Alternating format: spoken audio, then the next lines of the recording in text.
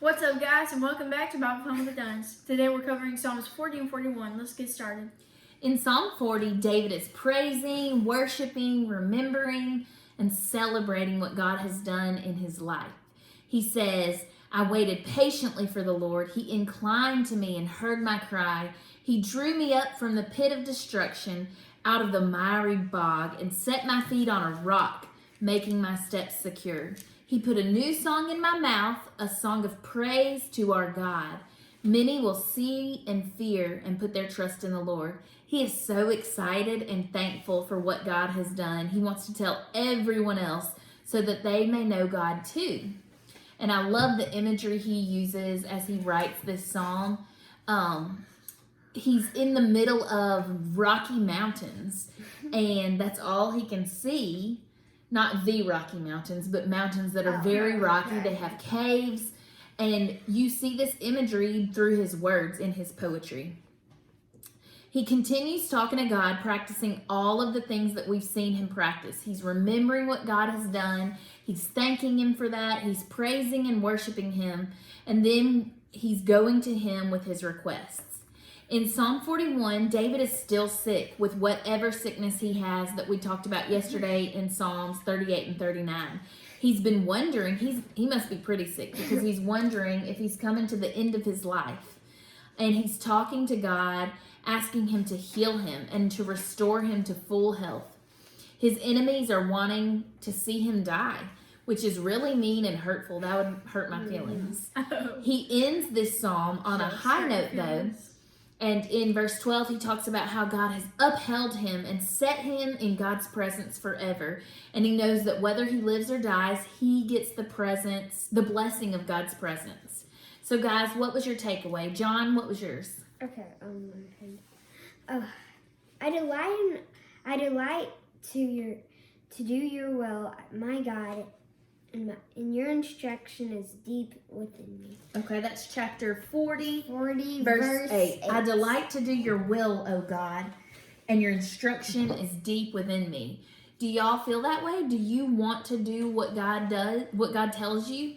And by reading each day, God's instruction is deep within you. He hides his word in our hearts as we go to his word every single day. Those are some pretty verses. Jax, what was your takeaway? Okay, so I liked how in this whole chapter, David is mourning because he's sick.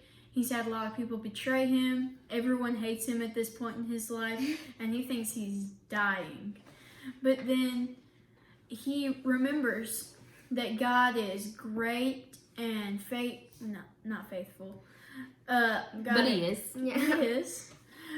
He's just so many great things. And then he thanks him for that. So what we can take away from this is that when we're going through hard times, it's okay to ask God for guidance and to just lay them all on to him. But we also have to remember to thank him from time to time for being so great and almighty and powerful. Just for who he is, I agree. My takeaway today came from Psalm 40, where David is talking to God about all that he's done for him. He's practicing that thanksgiving and that worship and that praise. He knows that it's important to tell God that he's thankful, and he knows that it's important to talk about it to remind himself too. Sometimes we need that reminder. Oh yeah, God, you did this and this and this. A lot of times I'll come to him with prayer requests, and then the next day I'll come to him with more prayer requests and more prayer requests. And eventually I look back and I realize God answered so many of those prayer requests, but I didn't slow down and take the time to remember those things. And so sometimes we need that reminder too. But over and over in this chapter, David says how important it is for him to tell others what God has done for him.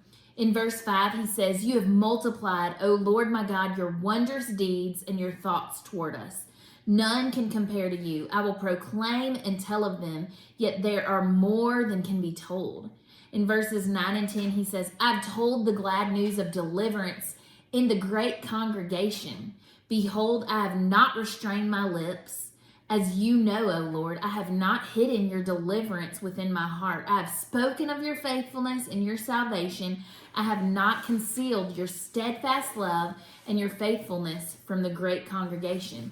So David talks about and lives out the importance of telling others what God has done for us. When God blesses us and does things in our lives, they're not for us alone, but they're for us to share with others. They're for us to share with our family. Mm-hmm. They're for us to share with our friends. They're for us to share with our church family, the great congregation. So we should share individually, one-on-one with people, and we should also share with our small groups and our Sunday school classes and our friends. Mm-hmm. Part of being a good steward or a good receiver and handler of the blessings that God gives us or the things that he does for us is to share and to tell others about what he has done.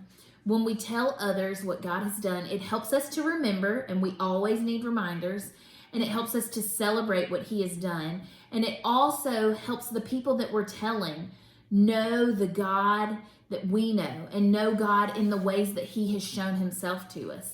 It brings us closer together as we share with each other, and it brings us both closer to God.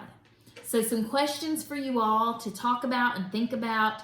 What are some things that God has done for you? And we've asked this probably repeatedly through this Bible reading process, but God's constantly doing new and fresh things, blessing us, answering our prayers, showing us new things. So what are some things God has done for you? But then the next step, think about who you can tell about what God has done for you. Think of friends, think of people in your lives. And I want you all just to start at home. Start by telling your own family. Tell your parents and your siblings. And then I want you to ask them what God has done for them and sit and listen and be excited to celebrate what God has done for them. And I'm excited for us to put this into practice more. Mm-hmm. Thank you so much for joining us today. It's been a fun day, and we'll see you tomorrow. Bye.